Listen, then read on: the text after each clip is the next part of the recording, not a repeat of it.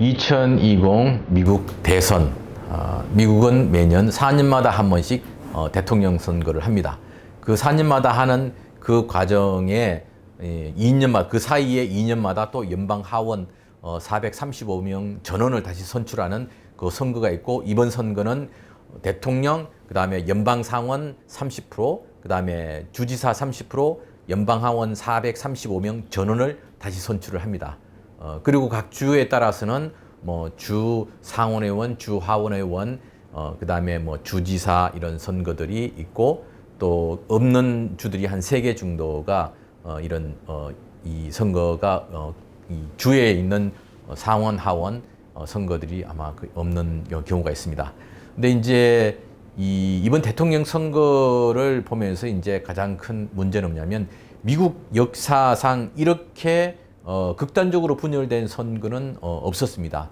이것은 지난 대통령 선거 때보다도 훨씬 더 많이 미국 사회가 이제 분열되어 있는 것이고, 또 자기가 좋아하는 사람들을 찍겠다라는 것이 더 과거보다 더 이렇게 확고한 그런 것도 없는 상황인데, 특히 이제 트럼프 대통령 들어와서 그런 현상들이 이제 극명하게 나타나고 있습니다.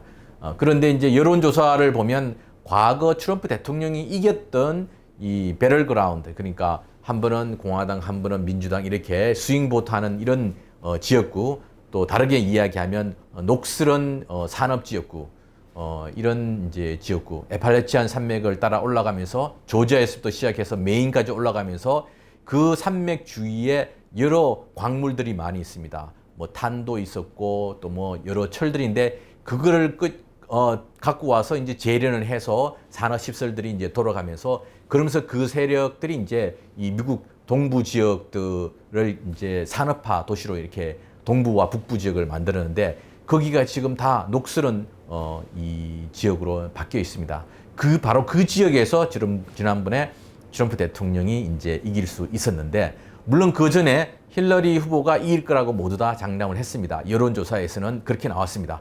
그러나 샤이 보트라고 이야기하죠. 트럼프 대통령을 대놓고 지지하지는 않지만 지지하는 그런 샤이 보러들이 되게 이제 많이 나오면서 트럼프 대통령이 그럴 배럴그라운드 이겼습니다. 근데 이번에는 역시나 이 여론조사에서는 그런 배럴그라운드 지역에서 또 트럼프 대통령이 뭐 9%에서 6%, 10% 이렇게 밀리고 있다, 이런 이야기가 나오는데, 바로 트럼프 대통령 이거 다 거짓말이야, 내가 판단하기에는 내가 이기고 있어, 이렇게 지금 이야기를 하고 있습니다. 물론 지난 선거의 선거 예측들을 보면서 우리가 이번 선거를 쉽게 이제 예단하지 못하는 그런 점들이 있지만, 트럼프 대통령이 이제 과감하게 시작했던 이제 그 무역 정책에서 미국을 위한 무역 정책을 이제 시도했었는데, 그게 어쩌면 부메랑이 되어서 미국의 농민들 그리고 미국의 소비자들에게 이제 돌아오고 있습니다. 농민들이 수출을 하지 못하니까 연방 정부에서 지원을 해준다 하더라도 지금 파산하는 농민들이 상당히 이제 많이 발생하고 있고, 또 녹슬은 이 산업 지역구에서 트럼프 대통령이 여러 가지 약속을 하고 다시 산업 시설들을 되돌리겠다 그런데, 벌써 그것은 지나간 버스입니다. 미국은 다른 나라에 비해서 운동장 3바퀴 반 이상 앞설 정도로 상당히 선진화된 상황에서 출발을 했는데, 이제 그 뒤에 여러 주자들이 쫓아오고 있습니다. 이제 3바퀴 반이 아닌 거의 바로 뒤에 이제 오고 있는데, 그러면 미국이 더 많이 R&D에 투자를 하고 또 새로운 신성장 동력을 찾아내고, 그 다음에 새로운 시스템을 갖추면서 더 멀리 달려갔어야 되는데, 미국이 게을러서인지 아니면 여러 이유로 인해서 R&D에 대한 투자도 줄어들고, 오히려 손에 만지는 캐시만을 위해서 미국의 여러 기업들이 저임금에 다른 지역들을 빠져나가면서 미국 내에 노동자들의 일자리들이 없어진 겁니다. 사실 이것은 따지고 보면 미국의 전반적인 미래를 위해서 어떻게 할 것인가 아니라, 기업 자체가 돈 이윤을 극대화하기 위한 정책을 펴다 보니까 미국 내의 산업시설들이 그렇게 노후화되고 사라져버린 그런 결과들인데, 대통령이 그 산업시설을 살리겠다고 해서 다시 불러들인다고 해서 돌아올 수가 없습니다. 벌써 저임금 그리고 그게 훨씬 더 숙련된 노동자들이 있는데, 여기는 과거 수십 년 전에 일했던 사람들, 새로운 시스템을 갖고 들으면 전혀 따라오지 못하고 새로운 노동자를 고용해야 되는 이런 시점에 녹슬은 산업지역구에 아무리 그 산업들을 데리고 온다 하더라도 다시 되살아나기는 힘들 거라고 봅니다. 오히려 그럴 바에는 신성장 동력을 찾아내고 얼마든지 많이 있습니다. 수소에너지라든지 또 뭐 풍력에너지라든지 태양에너지라든지 그런 에너지 정책과 또 그 이외 여타 새로운 신성장 동력을 만들 수 있는 산업시설들을 미국이 개발하고 투자하고 앞서가야 되는데 그러지 못하고 오히려 뒤에 오는 후발주자들에게 따라오면 가만 안 두겠어. 우리 선을 넘지 마. 이런 협박하는 정도에서 있습니다. 그러면서 미국이 전 세계를 지배하고 있는 가장 유력한 무기인 기축통화로서의 달러, 그 다음에 군사력 이것인데 기축통화를 가지고 있는 나라들은 기본적으로 무역 적자의 시장을 운영을 해야 됩니다. 그래야 다른 나라들이 달러를 사용해서 기축통화를 사용해서 여기 와서 무역을 하고 미국과 무역을 하고 또 와서 다른 나라들과 무역을 하면서 기축통화인 달러를 기본 돈으로 쓰게끔 그 시장을 만들어줘야 되는데 트럼프 대통령이 들어오셔서 우리는 손해 안 보는 정책을 피겠다. 그래서 무역에서 손해봤는데 이제는 무역 손해 안 보겠다.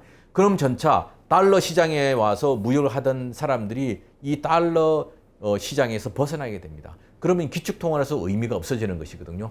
그래서 미국이 마음대로 필요하면 돈을 찍어내고 그 다음에 찍어낸 돈으로 여러 나라에서 값비싼 물건들을 사올 수 있는 그런 기회를 위해서는 늘 적자 편성을 하고 해야 되는데 그런 원칙적인 기축통화로서의 자격 부분들을 스스로 이제 버리고 있는 이런 상황입니다. 그래서 여기에 맞춰서 중국이 위안화로서 기축통화에 이제 도전을 하려고 하다 보니까 홍콩 문제의 민주적인 홍콩이라는 부분들 속에서 이제 홍콩이 왜 중요하면 중국 위안화가 기축통화로서 나올 수 있는 발판을 굳힐 수 있는 전진 기지가 될 수 있기 때문에 미리 홍콩에 대한 여러 특혜들을 없애버리고 중국 본토와 홍콩과의 그런 거래를 통한 기축통화로서의 위안화 이 활동들을 막아낼 수 있는 중요한 지역이기 때문에 이 미국은 바로 얼마 전에 홍콩에 대한 여러 이 특별 대우들을 박탈을 했습니다. 그러고 나서 얼마 안 있다가 위안화로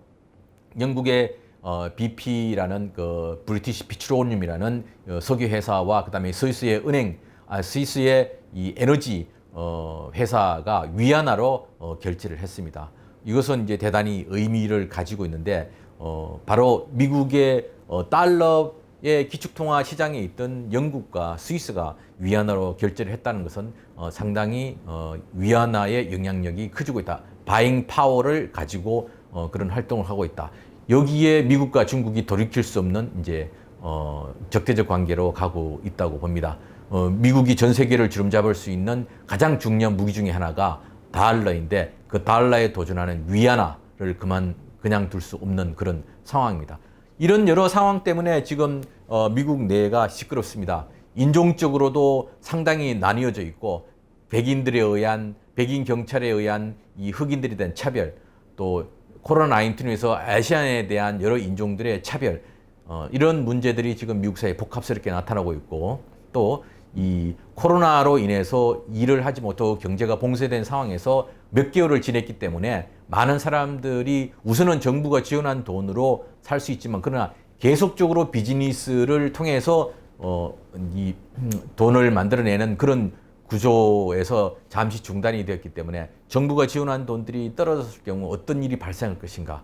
지금 그러지 않아도 렌트비 때문에 이제 테넌트와 랜로드 간에 이제 이 분쟁들이 계속 이제 수면 위로 올라오고 있고 이제 11월 선거가 되면 그런 모든 부분들이 이제 하나의 그 모순점들로 발생할 수 있습니다.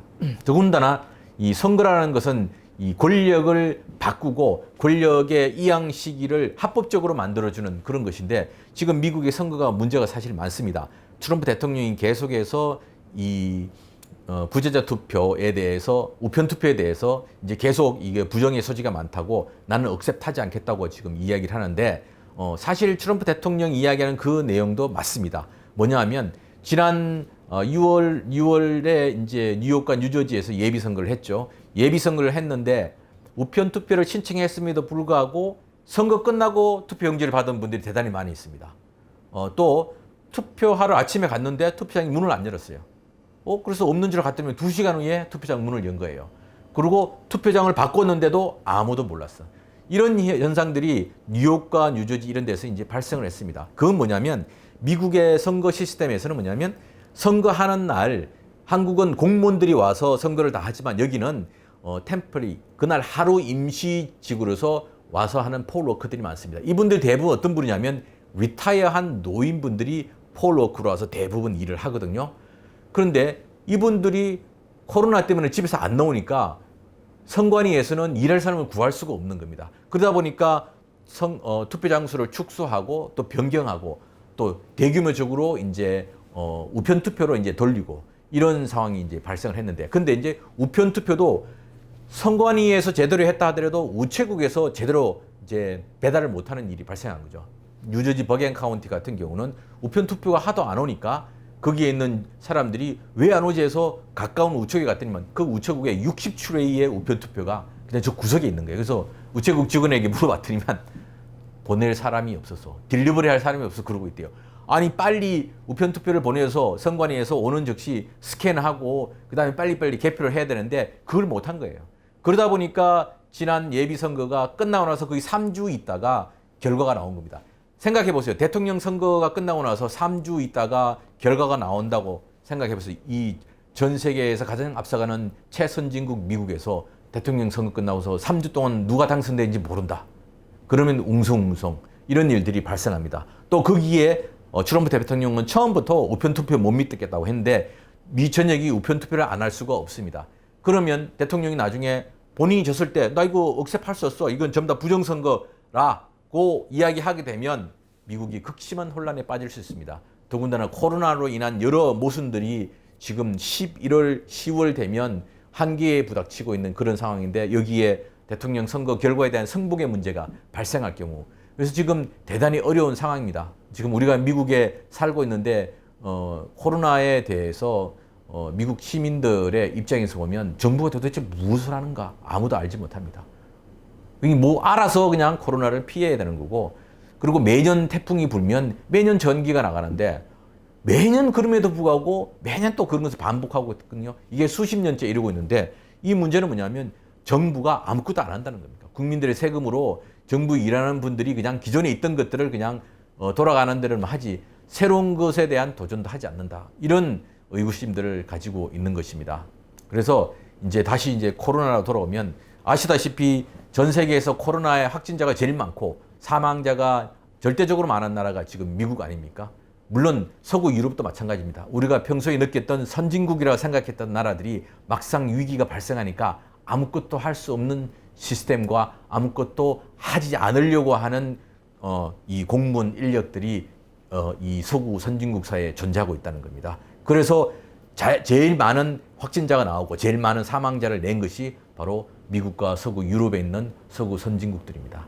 지금 그 부분에 대해서 이 유럽과 미국은 자신을 되돌아봐야 될 시기가 아닌가 이런 생각이고, 또 코로나 상황이 진행이 되고 있음에도 불구하고 계속 확진자들이 늘어나고 있음에도 불구하고 미국 시민들의 의식도 문제라고 생각합니다. 이것은 나만 걸리면 되는 문제가 아니고 내가 다른 사람들한테 퍼뜨릴 수 있다는 그런 어떤 생각을 해야 되는데, 나의 자유만을 생각하고 마스크를 쓰지 않겠다 이런 것이 어떻게 논쟁이 됩니까? 이게 과학도 아니고 상식선인데 이 부분 때문에 서로 총격전이 벌어지고 있고 사람들이 서로 분쟁이 되어갖고 마스크를 쓰는 쪽과 쓰지 않는 쪽이 논쟁을 하고 대립을 하는 이런 일들이 지금 21세기 미국에서 발생하고 있습니다. 이것은 국가의 미래를 보았을 때 상당히 바람직하지 않은 그런 현상인데, 다행히도 미국에 살고 있는 에이시안, 그중에서 한인들은 아마 누가 쓰지 말라고 해도 마스크를 더 열심히 쓰고 있고, 그래서 또한 나름대로 이제 전통적인 방법에 의해서 코로나에 걸렸을 때도 그런 전통적인 한약이라든지 또 여러 가지를 먹고 병원에 가지 않고 낫는 경우들이 이제 되게 많이 있었습니다. 그래서 지금 미국 상황에서 우리는 전력이 끊어져도 정부가 오더를 내려서 그 전력 회사들이 빨리빨리 일을 하게끔 그렇게 하지 못하고 그냥 집에서 알아서 이 발전기를 갖다 놓는다든지 배터리를 갖다 놓는 분들이 점차 많아지고 있습니다. 또 코로나도 정부가 제대로 대처할 수 있는 방안이 없기 때문에 알아서 그런 피해야 되는 이런 상황에 처했습니다. 그래서 바로 이런 모든 것들이 선거와 결집됩니다. 이 지난 상황들을 보면 정부가 코로나에 대해서 다른 나라에서 3개월 전에 벌써 문제가 발생해서 수많은 피해를 봤음에도 불구하고 아무런 준비를 하지 않고 있다가 막상 걸리니까 전부 다 집에서 나오지 마시오. 일하지 마시오. 3, 4개월 동안 아무도 일을 못하고 있었습니다. 물론 정부가 그 일을 못하는 기간 동안에 이제 주는 돈도 있었지만 그것만 가지고는 이제 사실 사는 것이 넉넉하지 않은 그런 상황입니다. 그래서 그런 상황에서 일을 못해서 렌트비를 내지 못하는 많은 분들이 임시방편적으로 그래 렌트비 4개월 동안 랜로드가 쫓아내지 못하게끔 하겠소. 그럼 4개월 동안 지나고 난 다음에는 내지 못한 렌트비는 내야 된다는 결론이거든요. 일을 하지 못해서 렌트비를 낼 수 없는 상황인데 연기만 시켜놨다가 나머지는 알아서 하시오. 그리고 그 부분에 대해서는 이제 정부는 모른 척하고 빠져 있습니다. 그리고 어렵게 이제 비즈니스 문을 오픈하는데 아시다시피 문 오픈하는데 무슨 그 세균 연구소에 준하는 여러 방역 시스템을 갖춰야 됩니다. 그러지 않으면 벌금 매기고 문도 그 비즈니스장을 셧다운 시키겠다 이런 협박을 하고 있고 또 국민들이 불만이 있어서 랠리를 하니까 와갖고 무자비하게 이 진압을 하고 이런 상황을 보면 이 미국이 국민을 위한 국가를 지향하는 것인지 국가를 위한 국민을 길들이게 하는지 우리가 판단을 해봐야 될 것 같습니다. 바로 이런 것을 극복할 수 있는 유일한 방법가 선거에 참여하는 것이고 선거를 통해서 바로 국가가 국민을 위해서 복무를 잘하게끔 할 수 있는 그런 정치인들을 뽑는 것이 더군다나 이번 2020년 11월 선거에서 중요한 시민들의 권리자 의무가 되지 않겠나 이렇게 생각을 합니다.